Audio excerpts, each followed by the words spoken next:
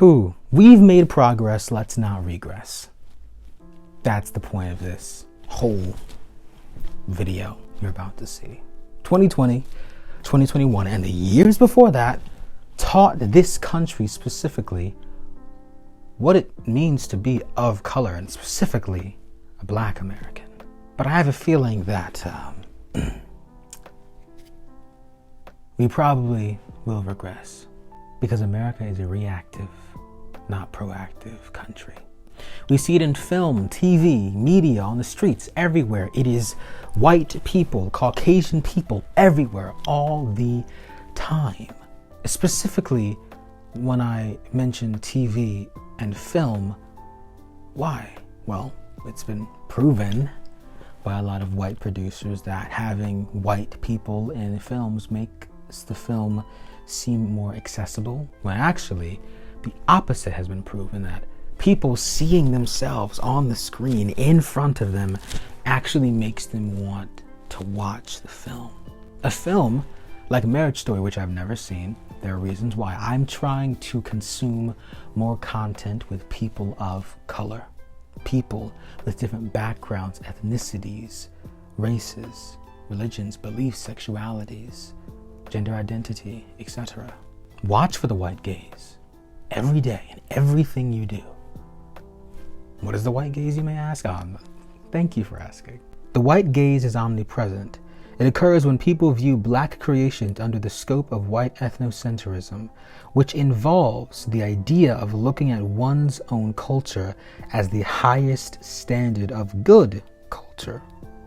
The white gaze, it traps Black people in white imaginations. It is the eyes of a white school teacher who sees a Black student and lowers expectations. It is the eyes of a white cop who sees a Black person and looks twice, or worse, feels for a gun. Specifically for Black people who don't identify as male, Black women, Black non-binary people, Black gender fluid people, the white gaze is very present. To see your beauty, your splendor, and to be judged by that. To look at life through the eyes of a white person, to look at life through the eyes of someone who doesn't know what it's like to live your life. The white gaze is all around us. Most TV shows, you look at life from the white perspective. A lot of white people do not have to think about that.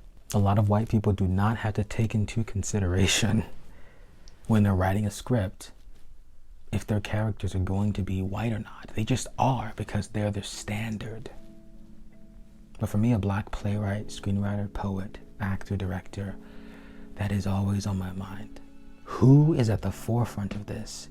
And what does this say about humanity and our society?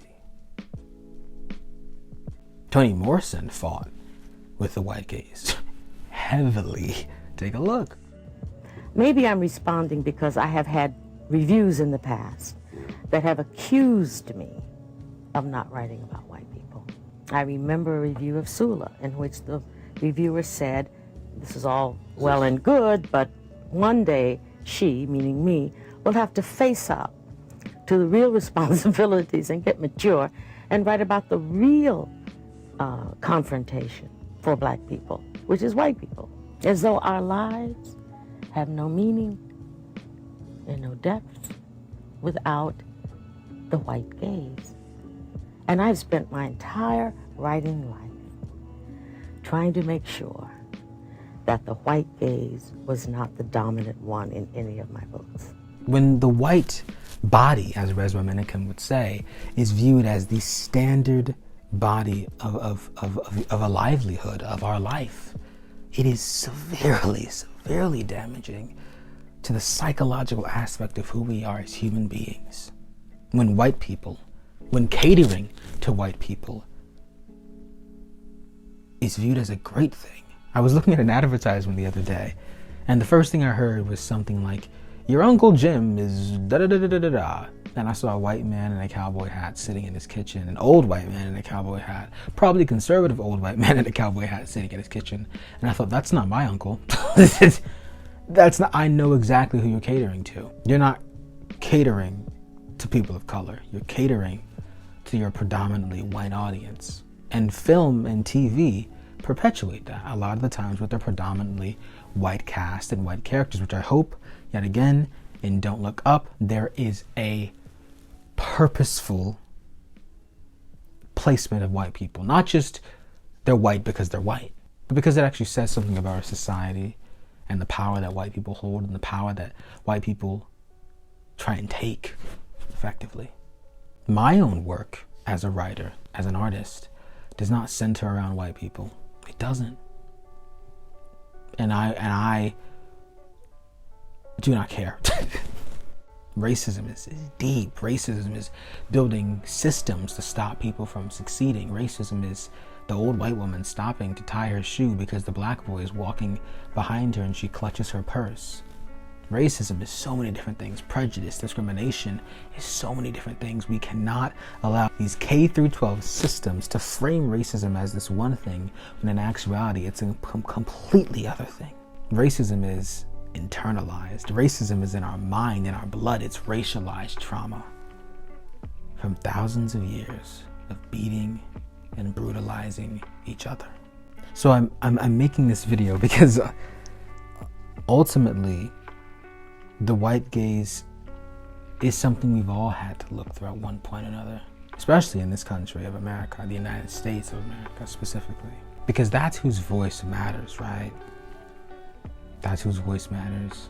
You know, people of color aren't just asking to be discriminated against. The term the white gaze wasn't made to make white people feel bad. It's to show that there's an actual issue here. An issue versus an issue. And in this case, it's America. It's the United States. It's us. Wow. Hashabarosoko.